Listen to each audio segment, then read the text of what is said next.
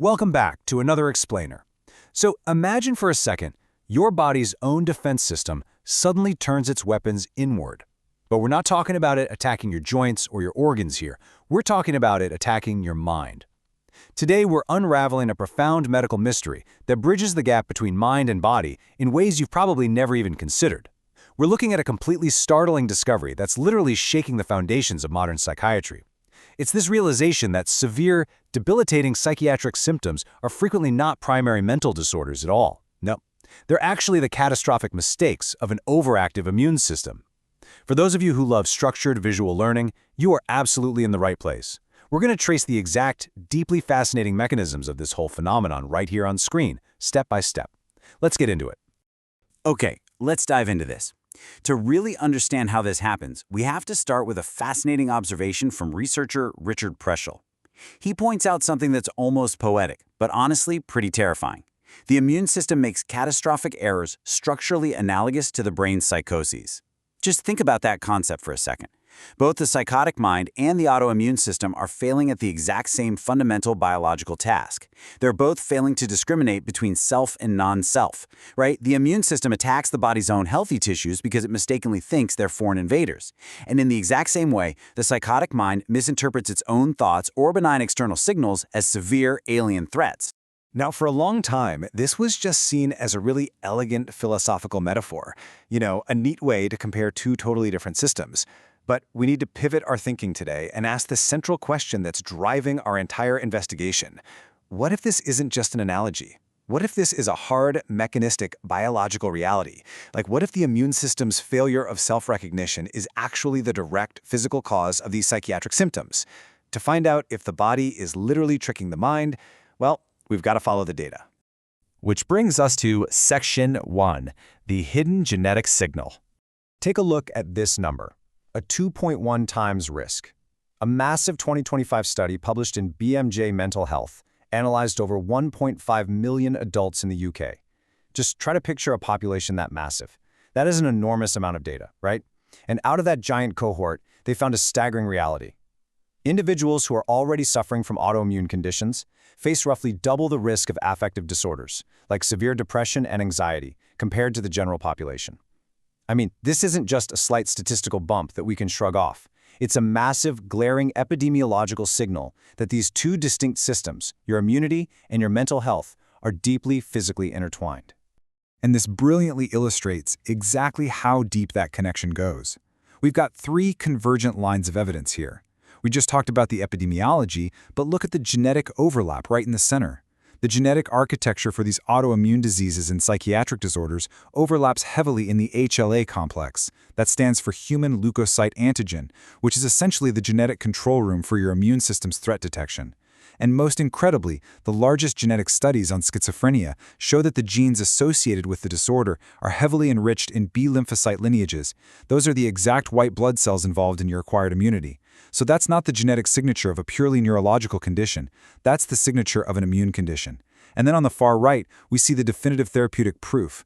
When you give some of these severe psychiatric patients targeted immunotherapy, their mental illness simply remits. It's a total game changer. All right, moving on to Section 2, crossing the brain barrier. Let's break down the precise pathway step by step. Step 1, it all starts out in the periphery of your body. Your immune system gets dysregulated, and those B cells start churning out autoantibodies and pro-inflammatory cytokines, which are essentially the chemical messengers of inflammation. Then, step 2, these cytokines act like a battering ram. They can independently breach the blood-brain barrier. You can think of this barrier as an exclusive VIP bouncer for your brain. It's supposed to keep the riffraff out and protect your sensitive neural tissue. But these cytokines, they force their way right past security. Finally, step 3. Once they're inside the gates, they directly sensitize the amygdala, which is your brain's primary threat appraisal center. They also activate local immune cells in the brain called microglia, setting off this massive storm of neuroinflammation that completely alters your mood and perception. If you want to see exactly what this looks like in extreme cases, check out this pathway for anti-NMDA receptor encephalitis. This is a condition where rogue antibodies cross the blood-brain barrier and literally bind to NMDA receptors right on the surface of your neurons. Follow that pathway down. When these autoantibodies bind, they cause the receptors to be physically pulled inside the cell. And without these receptors acting as crucial communication hubs, the brain's signaling networks just totally fail. The glutamatergic and dopaminergic signaling is completely disrupted. The clinical result of all this? Terrifying hallucinations, paranoid delusions, and catatonia. It's completely indistinguishable from primary schizophrenia. But, and here's the crazy part, if you clear the antibodies with immune therapy, the psychosis simply vanishes. The psychiatric symptom is literally just the output of an underlying immune mechanism. Which leads us to Section 3, the subclinical iceberg. This brings us to a crucial medical paradigm called subclinical Hashimoto's. Now, standard medicine usually waits to treat thyroid issues until a patient's thyroid hormones explicitly drop out of the normal range. But the immune attack on the thyroid, which is indicated by specific antibodies, starts long before that drop ever happens. The research shows that patients who are euthyroid, meaning their hormones are totally normal and fine, but who have these antibodies, suffer from significantly elevated rates of major depression and anxiety. Why? Because those antibodies are crossing over into the brain and triggering microglial activation in the limbic structures. The psychiatric symptoms are being driven by the immune attack itself, entirely independent of the hormone levels. This means millions of people could be walking around with quote-unquote normal lab results while their brain is quietly under attack. Now, what's really interesting about this slide is how it visualizes the tragic reality of this diagnostic lag. This is from the INSPIRE study looking at lupus. Look at this timeline. The autoimmune process begins way over on the left, completely silently. Then psychiatric symptoms emerge because of that hidden neuroinflammation we just talked about. At this point, the patient goes to a doctor and receives a standard psychiatric diagnosis, maybe depression or even borderline personality disorder. The immune substrate isn't even looked for. It isn't until months or sometimes even years later that the formal autoimmune diagnosis is finally caught. And by then, they've spent years trapped in the wrong medical paradigm because early psychiatric symptoms are systematically excluded from official diagnoses of NPSLE, that's neuropsychiatric systemic lupus erythematosus, leading to a massive undercount of the real issue. This brings us to Section 4, the harm of misdiagnosis. The sad reality is that autoimmune diseases and psychiatric conditions share huge symptom overlaps, things like profound fatigue, anxiety, and perceptual disturbances. And because autoimmune diseases have a much higher prevalence in women, their physical inflammatory symptoms are tragically often dismissed as purely psychosomatic. A 2025 study of over 3,000 patients found that missing the immune substrate and just slapping on a psychiatric label leaves a devastating legacy. Patients experience decades of impaired mental well-being and completely lose trust in the healthcare system. Most heartbreakingly, over 80% of these misdiagnosed patients report lasting damage to their self-worth. I mean, just imagine being told for decades that your suffering was just in your head, a flaw in your character or your coping skills, when in reality, your brain was literally inflamed by your own immune system.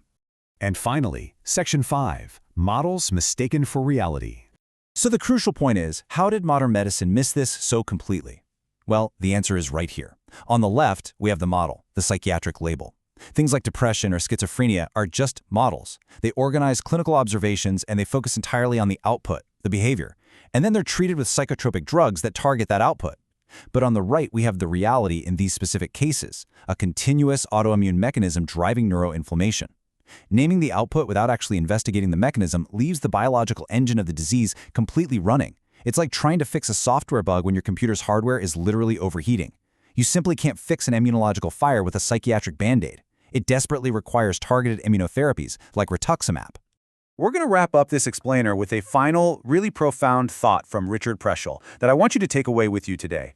Simplicity exists in our models, but it does not exist in the world those models are trying to describe.